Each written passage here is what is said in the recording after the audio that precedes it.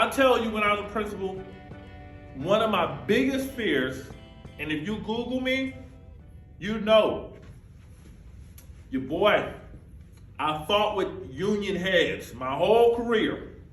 Came out looking as good as I want to look. No scratches on me. Still looking fly. They couldn't take your boy out. Still standing strong.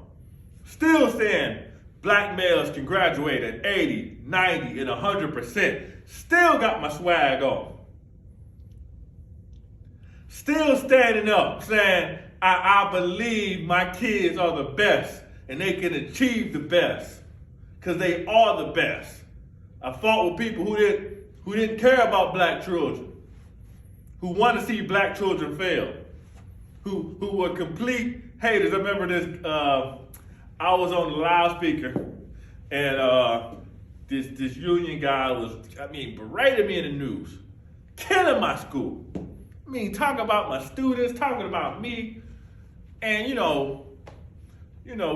changed now, right?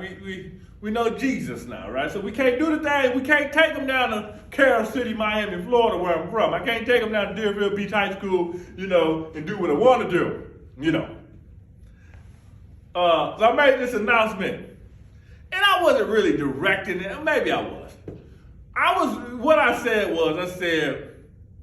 over the loudspeaker, I said, listen, because we had a pledge. I said, listen, for all the haters, everybody that hate on us, I want you to say this pledge, and it don't matter what the haters say. Let the haters hate, and I want you to say this pledge with me. And I said, we are McKinley High School, the best high school in the land, we're the best, blah, blah, blah. I went over my affirmation, and this union guy, I think he was the president, or he's the president, he walked up to me and said, hey man, what's going on? He said, I'm not a hater. I said, what'd you say, boy? He said, I'm not a hater. I said, man, you thought I was talking to you? He said, yeah. I said, well, if the shoe fit, wear it. Listen, my biggest fear wasn't union. It wasn't like being called out. I have friends that are no longer here that have been killed. Real talk, real bullets. My real daddy was killed.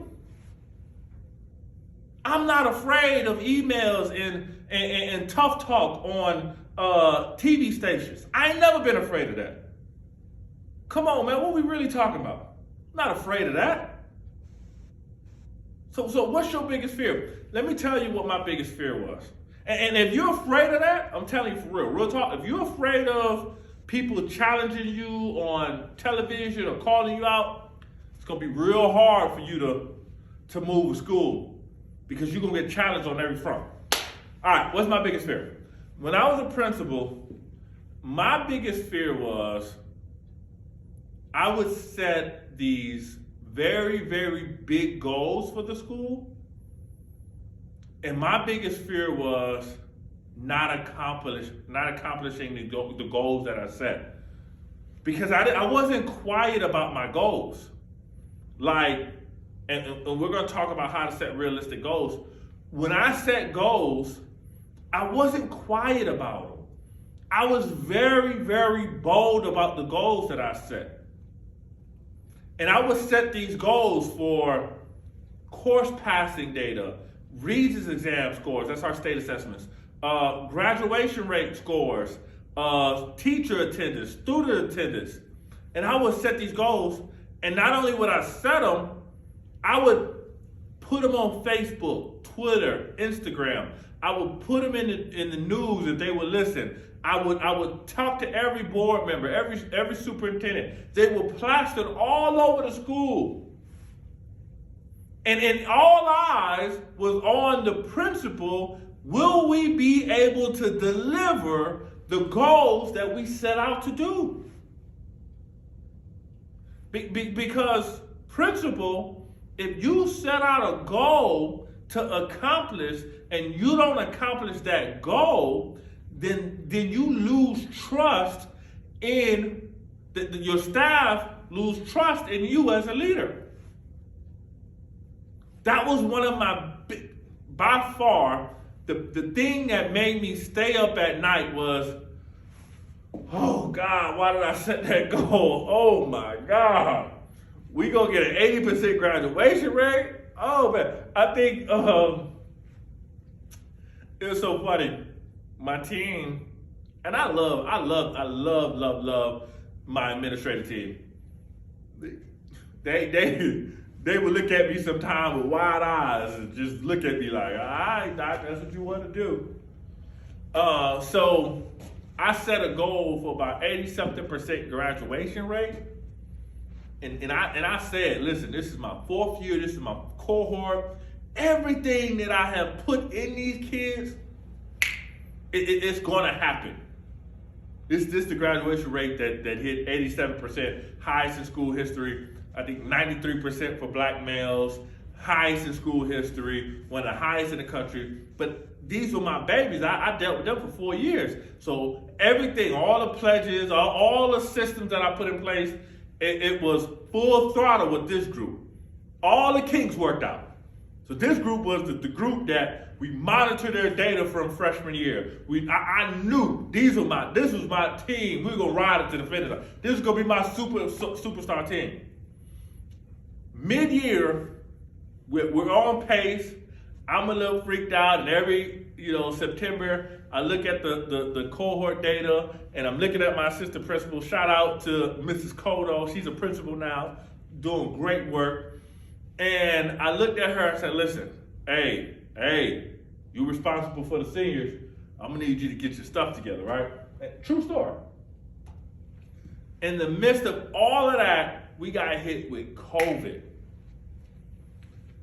And I tell you, my teachers knew, they knew my expectation. They knew every time I stepped in front of them, I talked about our goals. There was never a time that I did not talk about our goals. That's what I do. And the first conversation I had with the teachers once we went out, I said, let me tell you something. I don't care if it's COVID. I don't care if it's the end of times. As long as we are here and we have kids that we're servicing, we will hit our goals, no ifs and buts about it. Like I felt like courage come on me when I said that, right? I got off the Zoom meeting like, dear God, oh Lord, I don't know what's gonna happen, right? So that was my biggest fear. My biggest fear, and still one of that caused me anxiety, because I still set goals. I still say this is where we're going. I'm a visionary leader. This is how I lead. But what's your biggest fear? What's your biggest concern? So, let me say this. In order to increase student performance, in order to get out of those naughty lists, you're gonna have to set realistic high goals. You're gonna have to get in that water with me. Collecting data is important.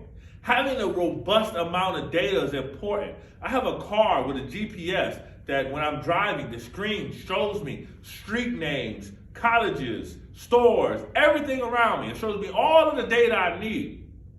But that data is useless unless I have a direction that I'm going into. I have to put in a location to say, this is where I'm going. Now that data starts to make sense, it becomes clear and it becomes useful. If you don't give your staff a destination point, then all of the data you have becomes, you're just data rich, direction poor. I just made that up. You can keep that, you can use it, but you don't want to be data rich and direction poor, outcome poor. You don't want to be disaggregating all this data, and now we're data miners, and we have all this data. We're just data. But then we don't know what to do with the data. We don't know how to use the data. And as we go further, we don't know how to allocate our resources to support us in the data. So, to create high realistic goals, few things, family, I just want to say thank you for taking this time and spending it with me. You could have been any other place, but you decided to be here with me, and I am appreciative You have just heard me give you part 1, 2, 3, 4, 5 of the series, How to Increase Student Performance After a Pandemic. For more information, if you want me to come out to your school, please email me. The email is down below.